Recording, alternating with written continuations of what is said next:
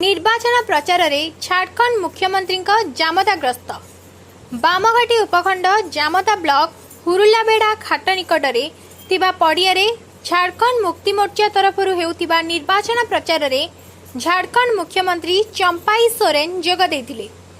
से मान्यवर मुख्यमंत्री नवीन पट्टनायक एवं प्रधानमंत्री नरेंद्र मोदी सरकार को कड़ा कटाक्ष करथिले।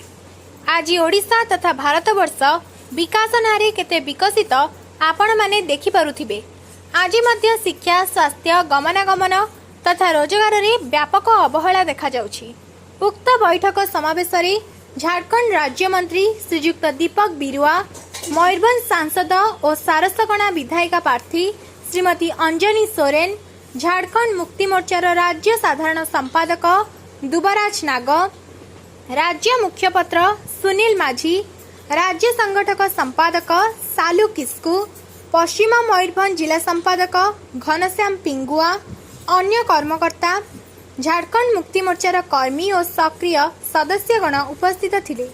एथिरे जामदा तथा आखपाख अंचलर आदिवासी संप्रदाय लोके बहु संख्यारे जोग देथिले। रायरंगपुर श्यामलेन्दु परिडांग रिपोर्ट। चाहे उड़ीसा पनत हो, चाहे झारखंड पनत हो, चाहे बेंगल पनत हो, चाहे आसाम हो, चाहे बिहार पनत आई मा आदिवासी मेना पना मेनकन आदिवासी न उड़ीसा रे तो